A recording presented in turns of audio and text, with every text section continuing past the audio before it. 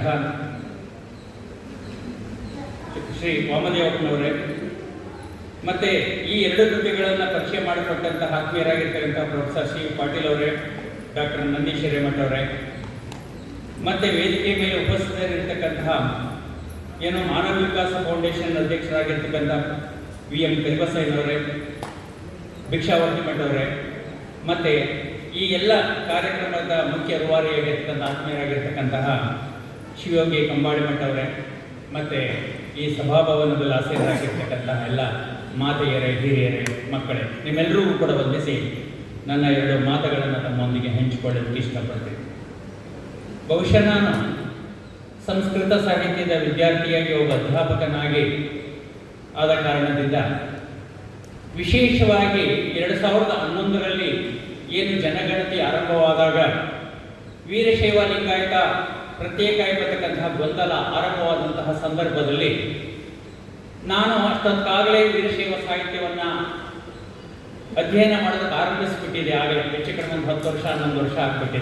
ನಾನು ಮೂಲತಃ ಅಲಂಕಾರ ಶಾಸ್ತ್ರದ ವಿದ್ಯಾರ್ಥಿ. ಸುಮಾರು 20 ವರ್ಷಗಳ ಕಾಲ ರಾತ್ರಿ ಅಲಂಕಾರ ಶಾಸ್ತ್ರವನ್ನು ಅಧ್ಯಯನ ಮಾಡಿದವರು. ನಾನು ಮಾಸ್ಟರ್ ಡಿಗ್ರಿಯಿಂದ ಹಿಡಿದು ನಾನು PhD ಕೂಡ. ಆ ನಂತರವೂ ಕೂಡ ಸುಮಾರು 3-4 ವರ್ಷ ನನ್ನ ಬರವಣಿಗೆ ಪಬ್ಲಿಕೇಶನ್ಸ್ ಎಲ್ಲ ಅಲಂಕಾರ ಶಾಸ್ತ್ರ, ಸಂಸ್ಕೃತ, ಲಿಟ್ರೇಚರ್ ಸೀಮಿತವಾಗಿತ್ತು. ನಾನೇನು ವೀರಶೈವದ ಸಾಹಿತ್ಯದ ವಿದ್ಯಾರ್ಥಿ ಅಲ್ವೇ ಇಲ್ಲ. ಮತ್ತು ಕನ್ನಡ ಸಾಹಿತ್ಯ ನಾನು ಓದಲೇ ಇಲ್ಲ. 7ನೇ ಕ್ಲಾಸ್ವರೆಗೆ ಮಾತ್ರ ಕನ್ನಡ ಓದಿದ್ದು ಅವತ್ತಿನ ವ್ಯವಸ್ಥೆಯಲ್ಲಿ. ಸಂಸ್ಕೃತವನ್ನೇ ಹೈಸ್ಕೂಲಿಂದ ಕೂಡ ನಾನು ಪ್ರಥಮ ಭಾಷೆಯಾಗಿ ಓದಿದಂಥವು. ಆದರೆ ಆ ಗೊಂದಲ ಆರಂಭ ಆದಂಥ ಸಂದರ್ಭದಲ್ಲಿ ಈಗಾಗಲೇ ನಿಮಗೆ ವೀರಶೈವ ಸಾಹಿತ್ಯದ ಪರಿಚಯ ಇದ್ದಿದ್ದರಿಂದ ಏನು ಈ ರೀತಿಯಾಗಿ ಮಾಡ್ತಾ ಇದ್ದಾರೆ, ಇದಕ್ಕೆ ಯಾಕೆ ಕಾರಣ, ಯಾಕೆ ಈ ರೀತಿಯಾಗಿ ಗೊಂದಲ ಮಾಡ್ತಾ ಇದ್ದಾರೆ? ವೀರಶೈವ ಅಂದ್ರೆ ಲಿಂಗಾಯತರೇನು ಅಳಿಯಲ್ಲ, ಮಗಲು ಗಂಡ ಅಷ್ಟೇ. ಅಂದರೆ ವೀರಶೈವ ಎಂಬತಕ್ಕಂತಹದ್ದು ಅದು ಧರ್ಮವಾಚಕ ಅಥವಾ ಮತವಾಚಕ. ಪರಮೇಶ್ವರಾತ್ಮದಲ್ಲಿ ಸ್ಪಷ್ಟವಾಗಿ ಬರುತ್ತೆ, ನ ವೀರಶೈವ ಸದೃಶಂ ಮತಮಸ್ತಿ ಜಗತ್ರಯೇ. ವೀರಶೈವ ಮತ, ವೀರಶೈವ ಅನ್ನೋದು ಒಂದು ಮತ ಅನ್ನೋದನ್ನ ಪರಮೇಶ್ವರಾಗಮದಲ್ಲಿ 16 ಬಾರಿ ಬರುತ್ತೆ. ವಚನಕಾರರು ಕೂಡ 16 ಬಾರಿ ವೀರಶೈವ ಮತ ಅನ್ನೋ ಪದವನ್ನು ಬಳಸ್ತಾರೆ. ಮತ್ತೆ ಲಿಂಗಾಯತ ಎಂಬತಕ್ಕಂತಹದ್ದು ಏನು, ಅದು ಒಂದು ಸಂಸ್ಕಾರ. ಅದು ವೇದ ದೀಕ್ಷೆ, ಮಂತ್ರ ದೀಕ್ಷೆ ಮತ್ತು ಕ್ರಿಯಾ ದೀಕ್ಷೆ ಎಂಬತಕ್ಕಂತಹ ತ್ರಿವಿಧ ದೀಕ್ಷೆಗಳಲ್ಲಿ ಕ್ರಿಯಾದೀಕ್ಷಾಂತರ್ಗತವಾಗಿ ಬರ್ತಕ್ಕಂತಹ 7 ವಿವಿಧ ಅವಾಂತರ ದೀಕ್ಷೆಗಳಲ್ಲಿ ಆಯತ್ತ ಮತ್ತು ಸ್ವಾಯತ್ತ ಎಂಬತಕ್ಕಂತಹ 2 ದೀಕ್ಷೆಗಳಿವೆ. ಆಯತ್ತ ಅಂದ್ರೆ ಏನು? ಅಧೀನೋ ನಿನ್ನ ಆಯತ್ತೋ ಅಂತ ಹರಕೋಶದಲ್ಲಿ ಅದರ ವಿವರಣೆ ಬರುತ್ತೆ. ಆಯತ್ತ ಅಂದ್ರೆ ಏನು? ಬರೋದು ಅಂದ್ರೆ ಗುರುವಿನಿಂದ ಅನುಗ್ರಹ ರೂಪವಾಗಿ ಶಿಷ್ಯನಿಗೆ ಪ್ರದಾನವಾಗ್ತಕ್ಕಂತಹ ಇಷ್ಟಲಿಂಗ. ಲಿಂಗದ ಆಯತ್ತ, ಲಿಂಗಾಯತ್ತ. ಆಯತ್ತ ಅಂದ್ರೆ ಅಧೀನ, ಅಂದ್ರೆ ನೀನು ಲಿಂಗದ ಅಧೀನನಾವೆ, ಅಥವಾ ನೀನು ಏನು, ಅಥವಾ ಲಿಂಗ ನಿನ್ನ ಅಧೀನವಾಯಿತು ಅನ್ನೋದು ಆ ಶಬ್ದದ ಅರ್ಥ. ಒಂದು ಮತವಾಚಕ, ಒಂದು ಲಿಂಗ, ಒಂದು ಏನು ಸಂಸ್ಕಾರವಾಚಕ. ಇದು ಏನು ಈ ದೀಕ್ಷೆಯ ಒಂದು ಪ್ರಭೇದ ಲಿಂಗಾಯತ್ತ ಎಂಬತಕ್ಕಂಥ. ಅದು ಜನಸಾಮಾನ್ಯರ ಭಾಷೆಯಲ್ಲಿ ಏನಾಯ್ತು, ಅದು ಮೂಲತಃ ಅದು ಲಿಂಗಾಯತ್ತ, ಆಯತ್ತ, ತಾಕ್ಯತಾವತ್ತು. ಸ್ವಲ್ಪ ನಮಗೆ ಎಲ್ಲ ತಿನ್ಬಾರ್ದೆಲ್ಲ ತಿಂದು ತಿಂದು ತಿಂದು ತಿಂದು ನಾಲ್ಗೆಲ್ಲ ಮಂದ ಹಾಕ್ಬಿಟ್ಟು ಒತ್ತಕ್ಷರಗಳ ಉಚ್ಚಾರಣೆ ಎಷ್ಟು ಮಟ್ಟಿಗೆ ಮಾಡ್ತೀವಲ್ಲ, ಲಿಂಗಾಯತ್ತ ಹೋಗ್ಬಿಟ್ಟದು, ಒತ್ತಕ್ಷರ ಎಗರೋಗ್ಬಿಟ್ಟದು ಲಿಂಗಾಯತ ಲಿಂಗಾಯತ ಆಗ್ಬಿಟ್ಟು. ಹೀಗಾಗಿ ಇಂತಹ ಗೊಂದಲಗಳು ಎರಡು ಸ್ಪಷ್ಟವಾಗಿರಬೇಕಾದ್ರೆ ಯಾಕಿಂತಲೂ ಗೊಂದಲ? ಅಲ್ಲಿ ಪತ್ರಿಕೆಗಳಿಗೆ ಹೇಳಿಕೆ ಕೊಡ್ತಕ್ಕಂತಹ ಸಂದರ್ಭಗಳು ಬಂದು, ಆ ಸಂದರ್ಭದಲ್ಲಿ ನಾನು ನಮ್ಮ ಗುರುಗಳು ಡಾಕ್ಟರ್ ಶಿವಕುಮಾರ ಸ್ವಾಮಿಗಳು ನಮ್ಮ ಬೇರೆ ಬೇರೆ ವಿದ್ವಾಂಸಗಳ ಜೊತೆಯಲ್ಲಿ ಎಲ್ಲ ಚರ್ಚೆ ಮಾಡಿಕೊಂಡು ಉತ್ತರಗಳನ್ನೆಲ್ಲ ಕೊಟ್ಟು, ಆದರೂ ಕೂಡ ನಮ್ಮ ಅಧ್ಯಯನ ಇಲ್ಲಿಗೆ ನಿಲ್ಲಬಾರದು ಅಂತ ಹೇಳಿ ಯೋಚನೆ ಮಾಡ್ತಾ ಆ ಸಂದರ್ಭದಲ್ಲಿ ಏನು ಮಾಡಿದೆ ಅಂದರೆ, UGCಯಿಂದ ನಾನು ಡಿಗ್ರಿ ಕಾಲೇಜಲ್ಲಿ ಕೆಲಸ ಮಾಡ್ತಾ ಇದ್ರಿಂದ UGCಯಿಂದ ಮೈನರ್ ರಿಸರ್ಚ್ ಪ್ರಾಜೆಕ್ಟ್ಸ್ಗೆ ಅಪ್ಲಿಕೇಶನ್ ಕಾಲ್ ಮಾಡೋದು. ನಾನು ಯಾವುದೋ ಯಾತಕ್ಕೆ ಮಾಡಬೇಕು, ಈ ಧರ್ಮದಲ್ಲಿ ಹುಟ್ಟಿದ್ದೀನಿ, ಆಚಾರ ವಿಚಾರಗಳನ್ನ ಪಾಲನೆ ಮಾಡ್ತಾ ಇದ್ದೀನಿ, ನಾನು ಇಲ್ಲೇ ಯಾವ ಅಧ್ಯಯನ ಮಾಡಬಾರ್ದು, ಸಂಶೋಧನೆಯನ್ನು ಮಾಡಬಾರ್ದು ಅಂತ ಮನಸ್ಸು ಮಾಡಿ ನಾನು ಮೊದಲಿಗೆ ವಚನಕಾರರಲ್ಲಿ ಹೆಚ್ಚು ಸಂಸ್ಕೃತಗಳನ್ನು ಬಳಸಿರ್ತಕ್ಕಂಥವ್ರು ಅಂದರೆ ಊರ್ಲಿಂಗಪೆದ್ದಿ, ಚನ್ನಬಸವಣ್ಣ, ಬಾಲಸಂಗಯ್ಯ ಮತ್ತು ಷಣ್ಮುಖ ಶಿವಯೋಗಿಗಳು ಅತಿ ಹೆಚ್ಚು ಸಂಸ್ಕೃತವನ್ನ ಬಳಸಿರ್ತಕ್ಕಂಥವ್ರು. ಬಸವಣ್ಣನವರ 106 ವಚನಗಳನ್ನು 16 ವಚನಗಳನ್ನು ಉಲ್ಲೇಖ ಮಾಡಿಕೊಂಡು ಭಾಷಣ ಬೀಗಿದ್ದಾರೆ. ಚನ್ನಬಸವಣ್ಣನ ಮುಟ್ಲಿ ನೋಡೋಣ, ನಾನು ಹೇಳ್ತೀನಿ ಅದು 25,000 kV ಅದಿದ್ದಕ್ಕೆ ಟ್ರಾನ್ಸ್ಫರ್ ಸುಟ್ಟು ಬಿಡುತ್ತೆ. ಮುಟ್ಟಿಬಿಟ್ರೆ ಸಂಸ್ಕೃತದ ಹಿನ್ನೆಲೆ ಗೊತ್ತಿಲ್ಲದೆ, ವೀರಶೈವ ಸಿದ್ಧಾಂತ ಗೊತ್ತಿಲ್ಲದೆ, ಚನ್ನಬಸವಣ್ಣನ ಬಗ್ಗೆ ಮುಟ್ಟೋದಕ್ಕಷ್ಟು ಧೈರ್ಯ ಬೇಕು, ಬಹಳ ಬೇಕು. ವೀರಶೈವ ಸಿದ್ಧಾಂತದ ಗಟ್ಟಿಯಾಗತ್ತೆ ಏನಾಗಬೇಕು. ಆ ಸಂದರ್ಭದಲ್ಲಿ ಮೊದಲಿಗೆ ಊರ್ಲಿಂಗಪೆದ್ದಿ, ಏಕೆಂದ್ರೆ ಆತನು ತುಳಿತಕ್ಕೆ ಒಳಗಾದಂತಹ ಸಮಾಜದಿಂದ ಬಂದವನು ಊರ್ಲಿಂಗಪೆದ್ದಿ. ಆ ಕಾಲದಲ್ಲಿ ಶೂದ್ರರಿಗೆ ಸಂಸ್ಕೃತದ ಶ್ರವಣನೆ ನಿಷಿದ್ಧವಾಗಿದ್ದಂತಹ ಕಾಲದಲ್ಲಿ ಒಬ್ಬ ಶೂದ್ರ ಸಂಸ್ಕೃತವನ್ನು ಕಲಿತು ಪಾಂಡಿತ್ಯವನ್ನು ಬೆಳೆಸಿಕೊಂಡು ಆತನು ವಚನಗಳನ್ನು ಸಂಸ್ಕೃತ ಭೂಯಿಷ್ಠವಾಗಿ ರಚನೆ ಮಾಡಿ ವೀರಶೈವ ಮಠದ ಪರಂಪರೆಗೆ ಅವನು ಮಠಾಧಿಪತಿ ಆಗ್ತಾನೆ ವರಲಿಂಗ ದೇವರ ಮಠಕ್ಕೆ. ಅಂದರೆ ನಾವು ಯೋಚನೆ ಮಾಡಬೇಕಾಗತ್ತೆ ಆ ಕಾಲದವನು ಎಷ್ಟು ಮಟ್ಟಿಗೆ ಪಾಂಡಿತ್ಯ ಬೆಳೆಸ್ಕೊಂಡಿದ್ದ ಅನ್ನೋದು. ಆದ್ದರಿಂದ ವೇದಾಗಮಗಳ ವರಲಿಂಗ ಪದ್ಯ ವಚನಗಳ ಮೇಲೆ ವೇದಾಗಮಗಳ ಪ್ರಭಾವ ಎಂಬತಕ್ಕಂಥ ವಿಷಯವನ್ನು ಆಯ್ಕೊಂಡು ಅದನ್ನು ಸುಮಾರು 14-15 ತಿಂಗಳ ಕಾಲ ಅದನ್ನು ರಿಸರ್ಚ್ ಪ್ರಾಜೆಕ್ಟ್ ಮಾಡಿ ನಂತರ 1 ವರ್ಷ ಗ್ಯಾಪ್ ಮಾಡಬೇಕು UGC ನಿಯಮದ ಪ್ರಕಾರ. ಮತ್ತೊಂದು ಅವಕಾಶ ಆದಾಗ ಚನ್ನಬಸವಣ್ಣನವರ ವಚನಗಳ ಮೇಲೆ ವೇದಾಗಮಗಳ ಪ್ರಭಾವ ಎಂಬತಕ್ಕಂಥ ವಿಷಯದ ಮೇಲೆ ರಿಸರ್ಚ್ ಪ್ರಾಜೆಕ್ಟ್ ಅಪ್ಲೈ ಮಾಡಿಕೊಂಡೆ. ಅದು ಕೂಡ ಸ್ಯಾಂಕ್ಷನ್ ಆಗಿ ಬಂತು. ಎರಡು ಕೂಡ ಅಧ್ಯಯನ ಮಾಡಿದೆ ಮೊದಲಿಗೆ. ಅಂದರೆ ಇವರು ವೀರಶೈವ ಅಥವಾ ಲಿಂಗಾಯತ ಅಂತ ಹೇಳ್ತೀವಿ ಬಸವಾದಿ ಶಿವಶರಣರು ತಮ್ಮ ವಚನಗಳಲ್ಲಿ ಪ್ರತಿಪಾದನೆ ಮಾಡಿರ್ತಕ್ಕಂತಹ ವಿಷಯ ಅವರಿಗೆ ಪೂರ್ವದಲ್ಲಿದ್ದಂತಹ ವೇದ ಉಪನಿಷತ್ತು ಆಗಮ ಪುರಾಣಗಳಿಗಿಂತ ಭಿನ್ನವಲ್ಲ, ಎರಡು ಕೂಡ ಒಂದೇ. ಅವ್ರು ಹೇಳ್ತಾರೆ ಅವ್ರ ಎರಡು ವ್ಯತ್ಯಾಸ ಏನಂದ್ರೆ ಬಸವಪೂರ್ವದ ವೀರಶೈವ ಸಾಹಿತ್ಯ ಸಂಸ್ಕೃತ ಭೂಯಿಷ್ಠವಾಗಿತ್ತು. ಆ ಕಾಲದ ವಾತಾವರಣವೇ ಹಾಗೆ. ನೀವು ಏನನ್ನ ಬರೀಬೇಕಾಗಿತ್ತು ಕೂಡ ಸಂಸ್ಕೃತದಲ್ಲೇ ಬರೀಬೇಕಾಗಿತ್ತು. ಒಂದೇ ಒಪ್ಕೊಳ್ತಾ ಇರಲಿಲ್ಲ. ನೀವು ಅಲ್ಲಮಪ್ರಭುಗಳ ವಚನವನ್ನ ಮೊಗ್ಗೆ ಮಾಯಿದೇವ ಏನ್ ಮಾಡ್ತಾನೆ ಅವನು ಪ್ರಭುಗೀತಾ ಅನ್ನೋ ಹೆಸರಿನಲ್ಲಿ ಸಮಗ್ರ ವಚನವನ್ನ 15ನೇ ಶತಮಾನದಲ್ಲಿ ಸಂಸ್ಕೃತಕ್ಕೆ ಅನುವಾದ ಮಾಡ್ತಾನೆ. ನಾವು ಪ್ರಶ್ನೆ ಮಾಡ್ಕೊಳ್ಬೇಕಾದ ಆ ಕಾಲದಲ್ಲಿ ನೀವು ಸಂಸ್ಕೃತದಿಂದ ಕನ್ನಡಕ್ಕೆ ಹೋಗ್ತಾ ಇದ್ದಂತಹ ಸಂದರ್ಭದಲ್ಲಿ ಮತ್ತೆ ಸಂಸ್ಕೃತಕ್ಕೆ ಹೋಗ್ತಕ್ಕಂಥ ಸಂದರ್ಭ ಏನ್ ಬಂತು, ಅವಶ್ಯಕತೆ ಇತ್ತ ಅನ್ನೋದನ್ನ ನಾವು ಪ್ರಶ್ನೆ ಮಾಡಬೇಕಾಗತ್ತೆ. ಆಗಲ್ಲಿ ಏನಾಗುತ್ತೆ ಅಂದ್ರೆ ರಾಜರ ಆಸ್ಥಾನಗಳಲ್ಲಿ ಗೌರವಿಸಲ್ಪಡ್ತಾ ಇದ್ದದ್ದು, ವಿದ್ವಾಂಸ ಅಂತ ಒಪ್ಕೊಳ್ತಾ ಇದ್ದದ್ದು, ಕವಿ ಅಂತ ಒಪ್ಕೊಳ್ತಾ ಇದ್ದದ್ದು ಸಂಸ್ಕೃತದಲ್ಲಿ ರಚನೆಯನ್ನ ಮಾಡಿದವ್ರನ್ನ ಮಾತ್ರ. ಅಂದ್ರೆ ಇಲ್ಲಿ ಏನಿದೆ ಅನ್ನೋದನ್ನು ಹೇಳೋದಕ್ಕೋಸ್ಕರ ಅವನು ಏನ್ ಮಾಡ್ತಾನೆ ಅಂದ್ರೆ ಛಂದೋಬದ್ಧವಾಗಿರ್ತಕ್ಕಂತಹ ಛಂದೋಬದ್ಧವಾಗಿ ಅಲ್ಲಮಪ್ರಭುಗಳ ವಚನವನ್ನ ಪ್ರಭುಗೀತಾ ಅನ್ನೋ ಹೆಸರಿನಲ್ಲಿ ಅವನು ಸಂಸ್ಕೃತಕ್ಕೆ ಅನುವಾದ ಮಾಡ್ತಾನೆ. ಅಲ್ಲಿ ಗುಬ್ಬಿಯ ಮಲ್ಲಣ್ಣಾರ್ಯ ತನ್ನ ವೀರಶೈವಾಮೃತ ಮಹಾಪುರಾಣದಲ್ಲಿ ಅವನು ಹೇಳ್ತಾನೆ, ಅದನ್ನ ವಿಷಯವನ್ನು ಪ್ರಸ್ತಾಪ ಮಾಡ್ತಾನೆ. ಅದನ್ನ ರಾಜಸಭೆಗಳಲ್ಲಿ ಅಲ್ಲಮಪ್ರಭುಗಳ ವಚನ ಒಗಟು ಎಂಬುದಾಗಿ ನಿಂದನೆ ಮಾಡಿದಾಗ ಆ ರಾಜಸ್ಥಾನದ ವಿದ್ವಾಂಸರಿಗೆ ಅರ್ಥ ಮಾಡಿಸೋದಕ್ಕೋಸ್ಕರ ಅಲ್ಲಮಪ್ರಭುಗಳ ವಚನವನ್ನ ಸಂಸ್ಕೃತದಲ್ಲಿ ರಚನೆ ಮಾಡಿದ್ರು ಮೊಗ್ಗೆ ಮಾಯಿದೇವರು ಎಂಬತಕ್ಕಂತಹ ಮಾತನ್ನ ಅಲ್ಲಿ. ಅಂದ್ರೆ ಅಂತಹ ಸಂದರ್ಭ ಈ ರೀತಿ ಇರ್ಬೇಕಾದ್ರೆ ಯಾವ ರೀತಿ ಇಷ್ಟು ಒದ್ದಾಡ್ತಾರೆ.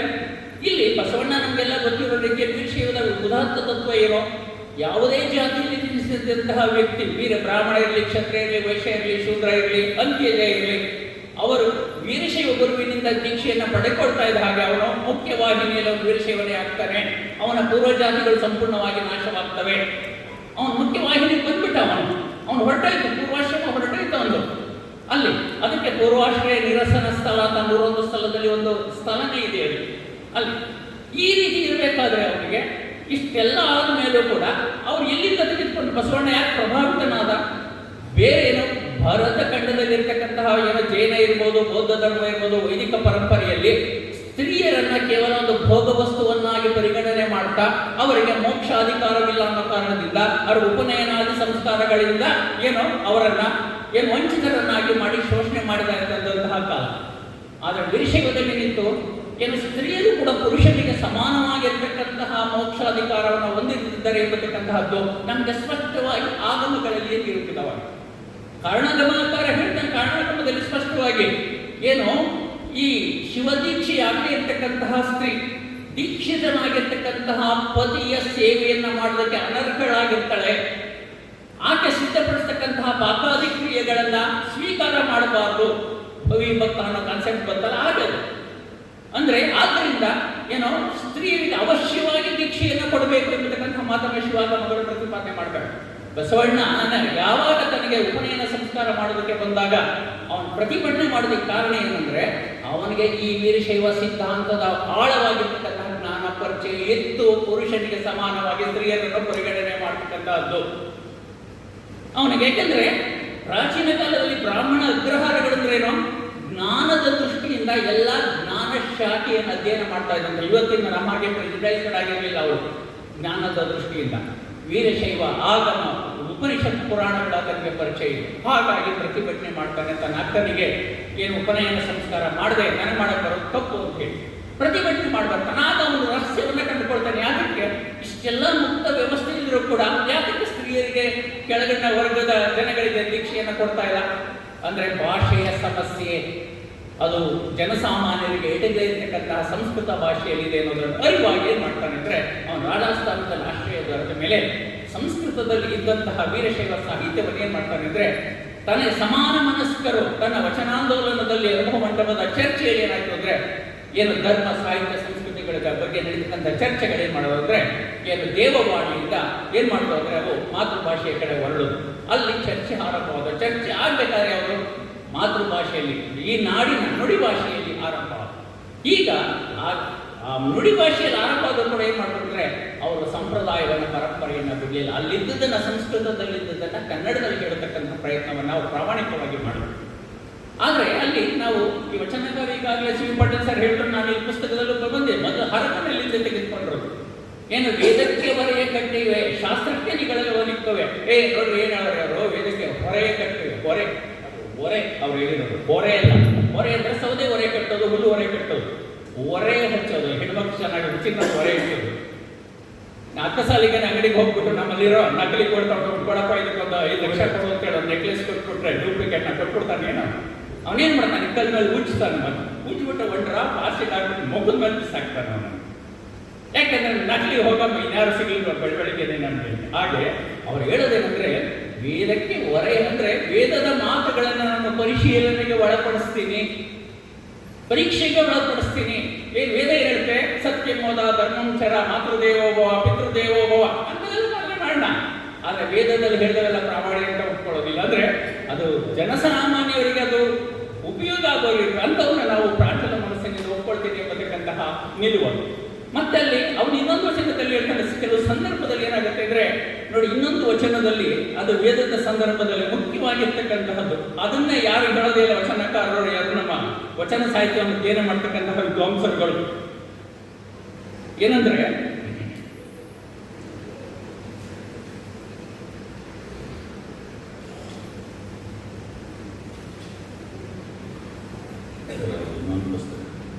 ಈ ಇನ್ನೊಂದು ವಚನದಲ್ಲಿ ಅವರು ಸ್ಪಷ್ಟವಾಗಿ ಹೇಳ್ತಾರೆ. ಏನಂತಂದ್ರೆ ನೋಡಿ, ವೇದ ನಡುಗಿತ್ತು ಶಾಸ್ತ್ರ ಬಗಲಿ ಕೆಲಕ್ಕೆ ಸಾರಿದ್ದಿತಯ್ಯ, ತರ್ಕ ತರ್ಕಿಸಲಿರದೆ ಮೂಗು ಒಟ್ಟಿದ್ದಿತಯ್ಯ, ಆಗಮ ಹೆರತೊಲಗಿ ಅಗಲಿದ್ದಿತ್ತಯ್ಯ, ನಮ್ಮ ಕೂಡಲ ಸಂಗಯ್ಯನು ಮಾದಾರ ಚೆನ್ನಯ್ಯನ ಮನೆಯಲ್ಲುಂಡ ಕಾರಣ. ನೋಡಿ, ಈ ವಚನ ನಾವು ಸರಿಯಾಗಿ ಅರ್ಥ ಮಾಡ್ಕೊಳ್ಬೇಕು ಅಂದ್ರೆ ಆ ಕೊನೆಯ ಸಾಲನ್ನು ನಾವು ಸರಿಯಾಗಿ ಅರ್ಥ ಮಾಡ್ಕೊಳ್ಬೇಕು. ನೋಡಿ, ನಮ್ಮ ಕೂಡಲ ಸಂಗಯ್ಯನು ಮಾದಾರ ಚೆನ್ನಯ್ಯನ ಮನೆಯಲ್ಲುಂಡ ಕಾರಣ. ಏನಾಯ್ತು ಅಲ್ಲಿ?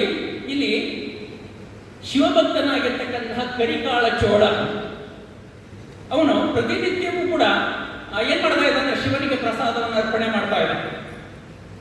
ಒಮ್ಮೆ ಏನಾಗುತ್ತೆ ಅಂದ್ರೆ ಚೋಳರಾಜ ಅರ್ಪಣೆ ಮಾಡಿದಂತಹ ನೈವೇದ್ಯವನ್ನ ಪರಮಾತ್ಮ ಸ್ವೀಕಾರ ಮಾಡಲಿಲ್ಲ.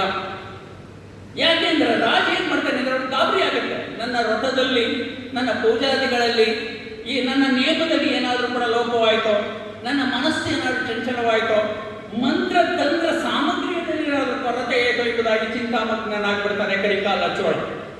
ಸತ್ಯವನ್ನು ಅರಿಯುವ ಉದ್ದೇಶದಿಂದ ಅವನು ವೇದ ಆಗಮ ಶಾಸ್ತ್ರ ಪುರಾಣಗಳ ಪಂಡಿತರ ಸಭೆಯನ್ನ ಕರೀತಾನೆ. ಅವರು ಯಾರಿಂದಲೂ ಕೂಡ ಈ ರಹಸ್ಯವನ್ನು ತಿಳಿಸೋದಕ್ಕೆ ಆಗೋದಿಲ್ಲ.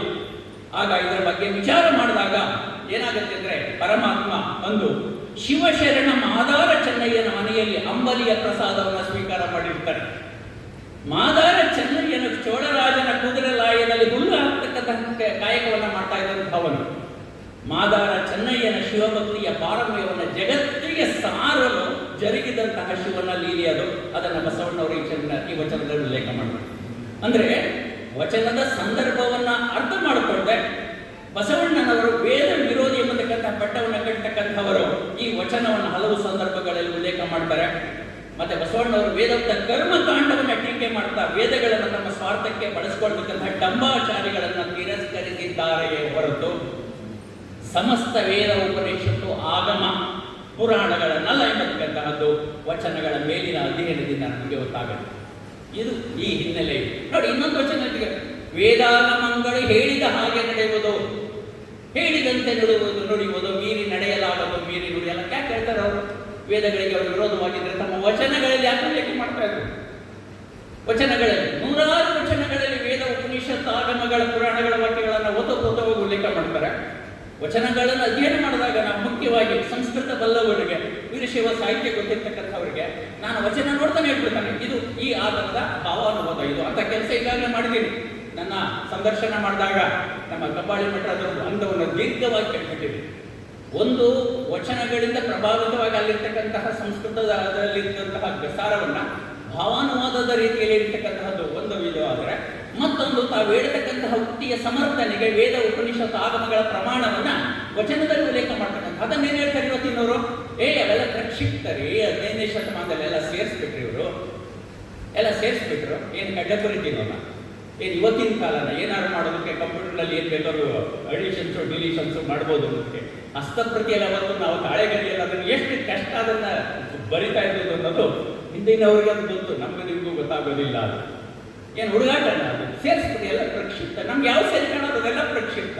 ಅದು ಈ ಧೋರಣೆ ಹೋಗ್ಬೇಕು. ಈ ಹಿನ್ನೆಲೆಯಲ್ಲಿ ನಾನು ಅಧ್ಯಯನ ಆರಂಭ ಮಾಡೋನು ಏನಾಯ್ತು, ನನ್ನ ಅಧ್ಯಯನ ಮುಂದುವರ್ಕೊಂಡು ಬಂದು ಈಗ ನಾವು ಈ ಧರ್ಮದಲ್ಲಿ ಹುಟ್ಟಿದ್ದೀವಿ, ನಾವಂತೂ ಇರೋದಿಲ್ಲ, ಮುಂದೆ ನಾವು ಮಾಡ್ತಕ್ಕಂಥ ಕೆಲಸ ಇವತ್ತು ನಮಗೆ ಅದು ಬೆಲೆ ಇಟ್ಟಿರ್ಬೋದು, 100 ವರ್ಷ 200 ವರ್ಷ ಆದಮೇಲೆ ಖಂಡಿತವಾಗಲೂ ಇವಕ್ಕೆಲ್ಲ ತುಂಬ ಬೆಲೆ ಬರುತ್ತೆ.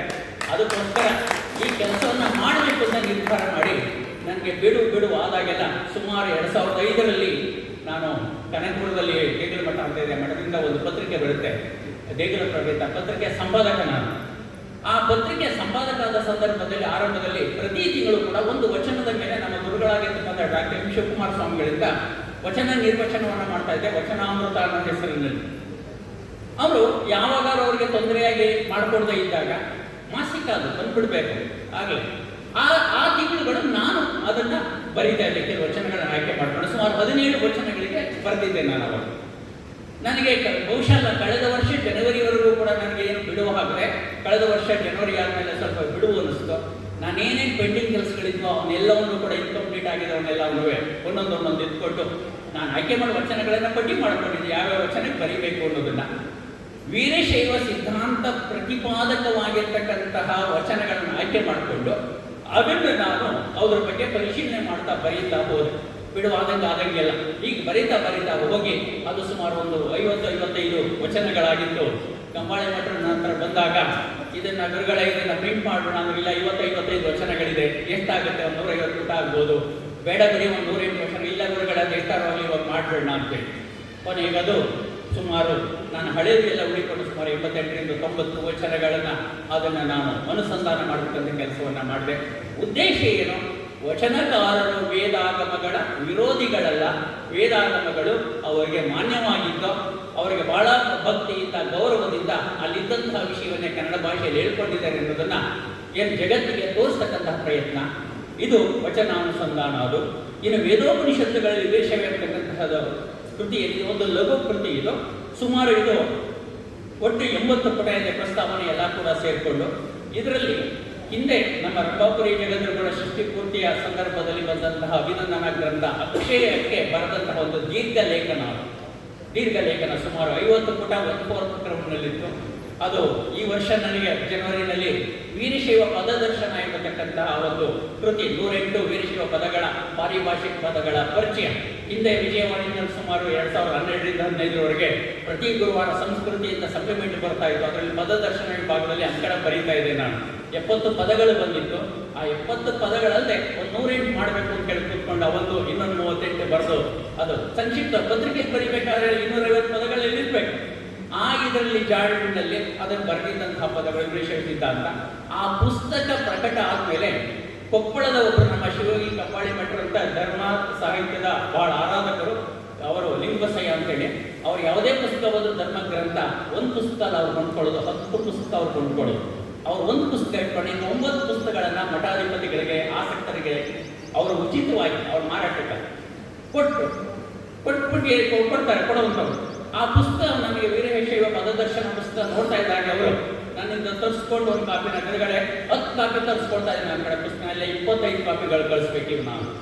ಆಮೇಲೆ 25 ಕಾಪಿಗಳು ಹೋದ್ಮೇಲೆ ಅವ್ರಿಗೆ ಏನು ಗುರುಗಳೇ ನನಗೇನಾದ್ರು ಒಂದು ಅವಕಾಶ ಮಾಡಬೇಕು ಸೇವೆ ಮಾಡೋದಕ್ಕೆ ಅಂದರು. ಏನು ಮಾಡುತ್ತೀರಿ?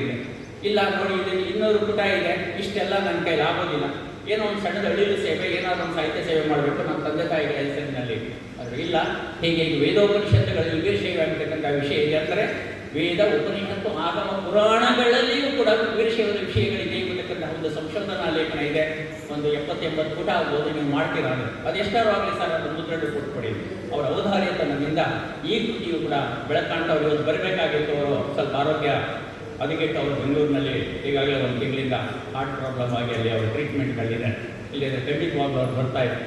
ಹೀಗೆ ಉದಾರಿಗಳು ಏನು ಯಾರು ಧರ್ಮಾಭಿಮಾನಿಗಳು, ಧರ್ಮ ಸಾಹಿತ್ಯದ ಬಗ್ಗೆ ಅಭಿಮಾನ ಇರ್ತಕ್ಕಂತಹ ಸಂಸ್ಕಾರವಂತರಾಗಿರ್ತಕ್ಕಂಥವರು ಏನು ಮಾಡಿದ್ರು, ಈ ಕೃತಿಗಳನ್ನು ಜನಗಳಿಗೆ ಮುಟ್ಟಿಸ್ಬೇಕು ಅಂತೇಳಿ ನಾನು ಬರೆದಿಟ್ಟಿದ್ದಂತಹ ಕೃತಿ ಜನಗಳಿಗೆ ತಲುಪಿಸ್ತಕ್ಕಂಥ ಕಾರ್ಯವನ್ನು ಮಾಡಿದ್ರು. ಶಿವಯೋಗಿ ಕಂಬಾಳಿ ಮಠರು ನಮ್ಗೆ ಅವರು ರಂಭಾಪುರಿ ಬೆಳಗಿನ ಸಂಪಾದಕರಾದಾಗಲಿಂದಲೂ ಕೂಡ ನಮಗೂ ಅವರು ಆತ್ಮೀಯತೆ. ರಂಭಾಪುರಿ ಬೆಳಗಿನಲ್ಲಿ ಅವರು ಸಂಪಾದಕರಾಗಿದ್ದಾಗ ಪ್ರತಿ ಸಂಚಿಕೆಯಲ್ಲೂ ಕೂಡ ಒಂದೊಂದು ಆಗಮದ ವಚನಕ್ಕೆ ಇಂಟರ್ಪ್ರಿಟೇಷನ್ ಮಾಡಿಸ್ತಾ ಇದ್ದಾರೆ. ಸುಮಾರು 10-12 ಬರ್ಕೊಟ್ಟಿದೆ. ಅಷ್ಟೊತ್ತಿಗೆ ಅಲ್ಲಿ ವ್ಯವಸ್ಥೆ ಮತ್ತೊಂದೆಲ್ಲ ಬದಲಾವಣೆ ಆದ ಕಾರಣದಿಂದ ಅಲ್ಲಿ ನಿಂತೋಯ್ತು ಅಲ್ಲಿ. ಆವಾಗ ಬರೆದಂತಹ ಲೇಖನಗಳು ಆಗ್ಲಿಂದಲೂ ಪರಿಚಯ. ಧರ್ಮದ ಬಗ್ಗೆ ಬಹಳ ಅವ್ರಿಗೆ ಕಾಳಜಿ, ಯಾವಾಗಲೂ ಕೂಡ ಮಾತನಾಡ್ತಕ್ಕಂಥದ್ದು ಯಾವುದೋ ಸ್ವಂತ ವಿಷಯಗಳ ಪರ್ಸನಲ್ ವಿಷಯಗಳ ಅವರು ನಾವು ಯಾವತ್ತೂ ಕೂಡ ಮಾತನಾಡೋದಿಲ್ಲ. 1 ಗಂಟೆ ಫೋನಲ್ಲಿ ಮಾತಾಡ್ತೀವಿ. ಅವ್ರು ಬಂದರೂ ಮನೆಗೆ ಬಂದಾಗ ಒಂದು ಗಂಟೆಗೆ ಕೂತ್ಕೊಂಡ್ರೆ ನೇರವಾಗಿ ವಿಷಯಕ್ಕೆ ಬರ್ತೀವಿ. ಮತ್ತೊಂದು ಯಾವುದೇ ವಿಷಯವನ್ನು ಮಾತಾಡೋದಿಲ್ಲ. ಅವರು ಅಷ್ಟೇ, ನಾನು ಅಷ್ಟೇ. ಅಷ್ಟು ಆಸಕ್ತಿ ಇರ್ತಕ್ಕಂಥವರು. ಅವರ ಆಸಕ್ತಿಯ ಫಲವಾಗಿ ಏನಾಗಿದೆ ಅಂದರೆ ಎಲ್ಲ ನಿಮ್ಮ ಓದುಗರ ಏನು ಸಹಕಾರದಿಂದ ಏನಾಗಿದೆ ಅಂದರೆ ಈ ವಚನಾನುಸಂಧಾನ ಎಂಬತಕ್ಕಂತಹ ಕೃತಿ ಇಂದು ಬೆಳಕನ್ನು ಕಂಡಿದೆ. ಆದ್ದರಿಂದ ಅದಕ್ಕೆಲ್ಲರೂ ಕೂಡ ನೀವು ಕೈ ಜೋಡಿಸಿದ್ದೀರಿ. ಎಲ್ಲ ಸಹೃದಯ ಓದುಗರಿಗೆ, ಎಲ್ಲ ಸಂಸ್ಕಾರವಂತರಿಗೆ ನಿಮ್ಮೆಲ್ಲರಿಗೂ ಕೂಡ ನಾನು ಕಂಬಾಳಿ ಮಠದ ಪರವಾಗಲ್ಲ, ನಾನೊಬ್ಬ ಲೇಖಕನಾಗಿ ನಿಮ್ಮೆಲ್ಲರೂ ಕೂಡ ನತಮಸ್ತಕನಾಗಿ ನಿಮಗೆಲ್ಲರೂ ಕೂಡ ನಮಸ್ಕಾರ. ಮತ್ತೆ ದೂರದ ಬೆಂಗಳೂರಿನಲ್ಲಿರ್ತಕ್ಕಂಥ ನನ್ನನ್ನು ಇಲ್ಲಿವರೆಗೂ ಕರ್ಕೊಂಡು ಬಂದು ಇಷ್ಟು ದೊಡ್ಡ ಕಾರ್ಯಕ್ರಮವನ್ನು ಮಾಡಿ ಲೋಕಾರ್ಪಣೆಯನ್ನು ಮಾಡತಕ್ಕಂಥ ಕೆಲಸವನ್ನು ಕೂಡ ಭಾಳ ಪ್ರೀತಿಯಿಂದ ಕಂಬಾಳಿ ಮಠರು ಮಾಡಿದ್ದಾರೆ. ನಾನು ಯಾವಾಗಲೂ ಕೂಡ ತುಂಬ ಆಭಾರಿಯಾಗಿರ್ತೇನೆ. ಅವ್ರ ದೊಡ್ಡ ದೊಡ್ಡ ಯೋಜನೆಗಳಿದೆ ಅವ್ರ ಮುಂದೆ. ನಾವು ಅವ್ರು ಮಾಡ್ತಕ್ಕಂತಹ ಧರ್ಮಕ್ಕೆ ಮಾಡ್ತಕ್ಕಂತಹ ಏನು ಧಾರ್ಮಿಕ ಕಾರ್ಯಗಳಿದೆಯಲ್ಲ ಎಲ್ಲದರಲ್ಲೂ ಕೂಡ ನಾವು ಜೊತೆಯಲ್ಲಿ ಇರ್ತೀವಿ. ನಂದೊಂದು ಭೀಷ್ಮ ಪ್ರತಿಜ್ಞೆ ಇದೆ. ನಾನು ಆರೋಗ್ಯ ಬರವಣಿಗೆ ಮಾಡೋವರೆಗೂ ಶಕ್ತಿ ಇರೋರಿಗೆ ಭಗವಂತ ನನಗೆ ಆಯಸ್ಕೊಳ್ಬೇಕು. ಒಂದು ದಿವಸ ಕೊಟ್ಟರು ನಾನು ಸಹಿಸ್ಕೊಳ್ಳೋದಿಲ್ಲ ಅಂತ ನಾನು ಭೀಷ್ಮ ಪ್ರತಿಜ್ಞೆ. ಒಂದು ದಿನ ಸುಮ್ಮನೆ ಕೂತ್ಕೊಳ್ಳೋದಿಲ್ಲ, ಬಿಟ್ಟಿಯಾಗಿ ಊಟ ಮಾಡೋದಿಲ್ಲ. ಸರ್ಕಾರ ಸಾರ್ವಜನಿಕರ ತೆರಿಗೆ ನನಗೆ ಪೆನ್ಷನ್ ಬರೋದು ಕರ್ಕೊಂಡು ಬಿಡಬೇಕು. ನನ್ನ ಕೈ ಬರವಣಿಗೆ ತಿಳ್ಕೊಂಡು ನಾನು ಭೀಷ್ಮ ಪ್ರತಿಜ್ಞೆ ಅದು ಹಂಗಂತ ಸೂಸೈಡ್ ಮಾಡ್ಕೊಡೋದಿಲ್ಲ, ಅವ್ನು ಕರ್ಕೊಂಡ್ಬಿಡ್ಬೇಕು ಅವನು ಅಂತ ನನಗೆ ಪರಮಾತ್ಮ ಅವಸರಿರೋರ್ಗೂ ಧರ್ಮದ ಕೆಲಸ ನಾನು ಮಾಡ್ತೀನಿ ಅನ್ನೋದು ಅದು ಅವ್ರಿಗೂ ಗೊತ್ತದೆ. ಅದೇ ಉತ್ಸಾಹದಿಂದ ಅವರು ಕೂಡ ಉಳಿದ ಕೆಲಸವನ್ನು ಮುಂದುವರಿಸಿದ ಸಿದ್ಧಾಂತ ಶಿಖಾಮಣಿ ಮೇಲೆ 50 ಕೃತಿಗಳನ್ನು ತರಬೇಕು ಅನ್ನೋದು ಅದು ದೊಡ್ಡ ಕನಸು. ಅದು ಕೂಡ ಪೆಂಡಿಂಗ್, ಅದನ್ನು ಚಾಲನೆ ಮಾಡಬೇಕು ಅನ್ನೋದಿದೆ. ಎಲ್ಲವನ್ನು ಮಾಡಿದ್ರೆ ನಮ್ಮ ಕೈಲಿ ಆಗ್ತಕ್ಕಂಥ ಶಕ್ತಿ ಏನು ಮಾಡಬೇಕೋ ಅದನ್ನು ಮಾಡ್ತೀವಿ ನಾವು ಹೇಳಿ ಇಷ್ಟೊತ್ತು ಆಗಲೇ ಸಮಯ ಬಹಳ ಆಗಿದೆ. ನಾನು ಸ್ವಲ್ಪ ಜಾಸ್ತಿನೇ ಮಾತಾಡ್ಬಿಟ್ಟೆ ಅನಿಸುತ್ತೆ. ಕೇಳೋರಿದ್ದಾಗ ಯಾವಾಗಲೂ ಕೂಡ ಮಾತನಾಡ್ತಕ್ಕಂಥ ವೇಸ್ಟ್ಗಳಿಗೆ ಇನ್ನೂ ಕೂಡ ಅವರಿಗೆ ಒಂಥರ ಕಡ್ಲೆಗಳೆಲ್ಲ ಸಿಕ್ಕ ಹಾಗೆ. ಅದಕ್ಕೋಸ್ಕರ ಇಷ್ಟು ತಾಳ್ಮೆಯಿಂದ ಆಲಿಸಿದಂತಹ ಎಲ್ಲ ಹಿರಿಯರಿಗೂ, ಸಾಹಿತ್ಯ ಅಭಿಮಾನಿಗಳಿಗೂ, ಧರ್ಮಾಭಿಮಾನಿಗಳಿಗೂ ಹೊಂದಿಸಿ ಮತ್ತು ಎಲ್ಲ ವೇದಿಕೆಯಲ್ಲಿ ಇರ್ತಕ್ಕಂಥ ವಿಶೇಷವಾಗಿ ನಾನು ಸಿ ವಿ ಪಾಟೀಲ್ ಸರ್ ಅವರು ಮಾತಾಡಬೇಕು. ಈ ಮುನ್ನುಡಿಯನ್ನು ಬರೆಸಬೇಕು ಅನ್ನೋದು ಬಂದಾಗ ಸಾಮಾನ್ಯವಾಗಿ ಏನು ಮಾಡ್ತಾರೆ, ಯೂನಿವರ್ಸಿಟಿಲಿರೋ ಪ್ರೊಫೆಸರು ಯಾರೋ ತುಂಬ ಹೆಸರು ಮಾಡಿರೋ ಇವನ್ನೇ ಹುಡುಕೋದು. ನಾನೇನು ಮಾಡಿದೆ, ಇವಾಗ ಎಲ್ಲರನ್ನೂ ಅವ್ರನ್ನೇ ಮಾಡಿದ್ರೆ ಉಳಿದವ್ರನ್ನ ಯಾರು ಗುರುತಿಸೋರು. ಅದಕ್ಕೆ ಕಂಬಾಳಿ ಮಠರಿಗೆ ಹೇಳಿದೆ, ಯಾರು ನಿಮ್ಮ ಭಾಗದಲ್ಲಿ ಪ್ರಸಿದ್ಧವಾಗಿರ್ತಕ್ಕಂಥ ವಿದ್ವಾಂಸರುಗಳು ಮುನ್ನುಡಿ ಬರೆಯುವಂಥವ್ರು ಅಂತ. ಅವ್ರು ಕೂಡಲೇ ಸಿ ವಿ ಪಾಟೀಲ್ ಸರ್ ಅವ್ರಿಗೆ ಕಡೆ ಬರ್ಸೋಣ ಗುರುಗಳೇ ಅಂದರು. ಆದರೆ ನನಗೆ ಯೋಚನೆ ಮಾಡಲಿಲ್ಲ ಅದನ್ನು. ಅದು DTP ಆದದ್ದನ್ನು ಫಸ್ಟ್ ಕೂಡ ನೋಡಲ್ಲ, ಅವರಿಗೆ ಕಳಿಸ್ಕೊಟ್ಬಿಟ್ಟೆ ಸರ್ಗೆ. ಎಷ್ಟು ಚೆನ್ನಾಗಿ ಒಬ್ಬ ಮುನ್ನುಡಿ ಅಂದರೆ ಆ ರೀತಿಯಾಗಿ ಬರೀಬೇಕು. ಯಾಕಂದ್ರೆ ತುಂಬ ಉತ್ಕೃಷ್ಟವಾಗಿ ಒಂದು ಮೌಲ್ಯಯುತವಾಗಿರ್ತಕ್ಕಂತಹ ಮುನ್ನುಡಿಯನ್ನು ಸರ್ ಬರ್ಕೊಟ್ಟಿದ್ದಾರೆ. ಅದಕ್ಕೆ ನಾನು ತುಂಬ ಕೃತಜ್ಞನಾಗಿರ್ತೇನೆ. ಯಾಕಂದರೆ ಸರ್ ನಾವು ಅವರು 2 ಸಾರಿ ಭೇಟಿ ಮಾಡಿದ್ದು, 2 ಸಾರಿ ನಾವು ಭೇಟಿ ಮಾಡಿದ್ದು. ನಮಗೂ ಅವ್ರಿಗೆ ಹೆಚ್ಚಿಗೆ ಪರಿಚಯ ಇಲ್ಲದಿದ್ದರೂ ಕೂಡ ಆದರೆ ನನ್ನ ಬಗ್ಗೆ ಎಲ್ಲ ಗೊತ್ತಿತ್ತು ಅವ್ರಿಗೆ. ಹಾಗಾಗಿ ನಾನು ಅವ್ರ ಬರವಣಿಗೆಗಳನ್ನು ರಂಭಾಪುರಿ ಬೆಳೆದು ಮತ್ತೊಂದು ಕಡೆ ಅವ್ರನ್ನ ಬಹಳವಾಗಿ ಓದಿದ್ದೀನಿ ನಾನು. ಹೀಗಾಗಿ ಸರ್ ಬಗ್ಗೆ ಕೂಡ ಗೊತ್ತಿತ್ತು. ತುಂಬ ಮೌಲ್ಯಯುತವಾಗಿ ಔಚಿತ್ಯಪೂರ್ಣವಾಗಿ ಮುನ್ನುಡಿಯನ್ನು ಬರೆದು ಇದಕ್ಕೆ ಒಂದು ವಿಶಿಷ್ಟವಾಗಿರ್ತಕ್ಕಂಥ ಶೋಭೆಯನ್ನು ಕೃತಿಗೆ ತಂದು ಕೊಟ್ಟಿದ್ದಾರೆ ಸರ್ ಅವರು. ಅವರಿಗೆ ಸಿ ವಿ ಪಾಟೀಲ್ ಸರ್ ಅವರಿಗೆ ನಮಸ್ಕಾರ. ಮತ್ತು ನಂದೀಶ್ ಹಿರೇಮಠ ಅವರು ಬಹಳ ಕೃತಿಯನ್ನು ಬಹಳ ಅದ್ಭುತವಾಗಿ ಇವತ್ತು ನಿಮ್ಮೆಲ್ಲರಿಗೂ ಕೂಡ ಪರಿಚಯ ಮಾಡಿಕೊಟ್ಟಿದ್ದಾರೆ. ಅವ್ರಿಗೂ ಕೂಡ ನಮಸ್ಕರಿಸಿ ತಮ್ಮೆಲ್ಲರಿಗೂ ಕೂಡ ವಂದಿಸಿ ನನ್ನ ಮಾತಿಗೆ ವಿರಾಮವನ್ನು ಕೊಡ್ತಾ ಇದ್ದೀನಿ. ನಮಸ್ಕಾರ.